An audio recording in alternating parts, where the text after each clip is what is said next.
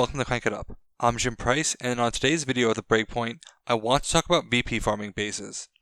These are bases that grant additional VP by their ability outside of scoring, where leaving the base in play allows the accumulation of VP.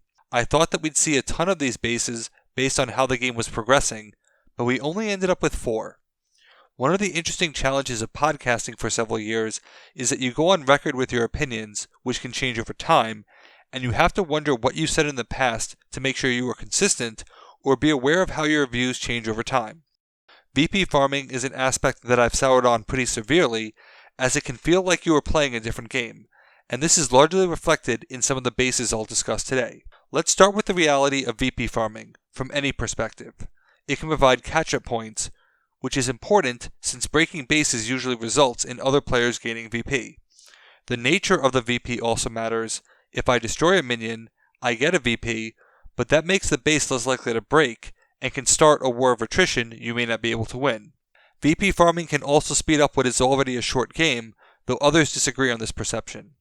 For the rest of the implications, we'll look at them through the lens of VP farming bases. Going in chronological order, we'll start with the Cave of Shinies. Cave of Shinies gives the owner a VP anytime a minion is destroyed, which amounts to destroying your own minions. Yes, the owner. It would be tough to destroy someone else's to give them a VP, unless you were breaking that base the same turn, and the 1 VP gained this way was less than the 2 VP they'd gained from the base. For the tricksters, who own Cave of Shinies, the obvious play here is to destroy gremlins, but they can only be destroyed by gnomes, which requires at least 7 power on the base. The problem I see on occasion is balancing squeezing out extra VP versus the 4-point swing that comes with winning or losing Cave of Shinies. The base gets hurt further by being a trickster base in the core set, because you can't play Leprechaun against aliens, because they can terraform that base for Cave of Shinies and immediately start farming VP at an insane rate.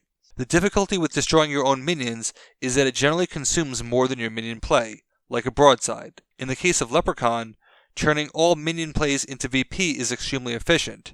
Every minion becomes an invader, and the tricksters lack the burst to recover from this. So Cave of Shinies can situationally be a mixed bag, but what feels off is using Cave of Shinies to win. There have been times when the game is tied, and I seeing Star as my own minion to win. This victory feels cheap to me these days, like why is it a good thing that is being rewarded? Fortunately, the game seems to have mostly recovered from the VP craziness of the core set, as many lessons were learned in the next base, Field of Honor. Field of Honor rewards the player causing the destruction rather than the owner. This is conceptually better, as destroying others is a good thing. It has less VP to avoid being dominant in terms of scoring, but it also has a favorable second place, which entices a player to play there, hopefully setting up the destruction to follow. Field of Honor still rewards you for destroying yourself, however, just not in a mass setting, since the VP is limited to 1 per resolution. You can still trigger it multiple times in a turn, however, as long as they are spaced out. Where Field of Honor breaks down, besides the destroying yourself gimmick, is that it disproportionately benefits factions who have destruction, especially the Bear Cavalry, where high ground can potentially luck up the game. It forces you to play there or have destruction prevention.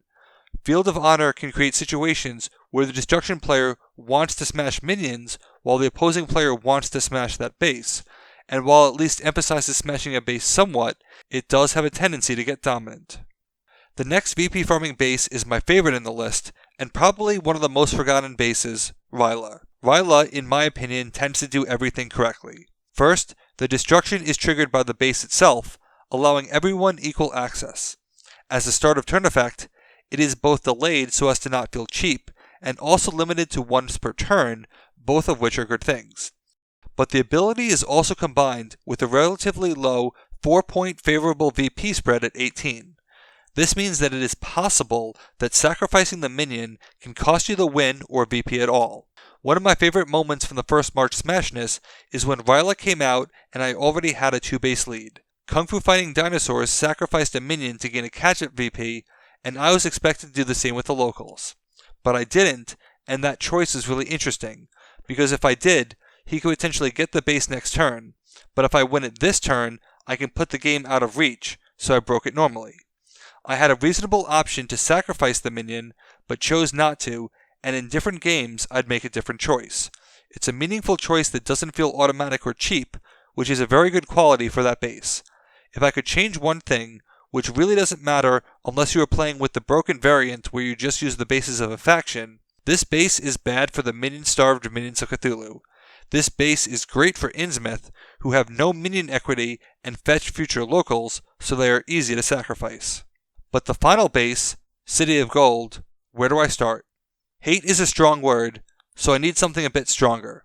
I despise this base. This base screams first player advantage, even though first position advantage is a thing too. Either way, the player who gets the benefit is random. Unlike Rylar, which requires a thoughtful sacrifice and can't be spammed, City of Gold gives you the VP every turn. You can literally camp a 0-powered minion and get a VP every turn. This base really benefits antagonistic factions who can move you off before you have a chance to collect that VP. It also benefits factions who can lock it down entirely.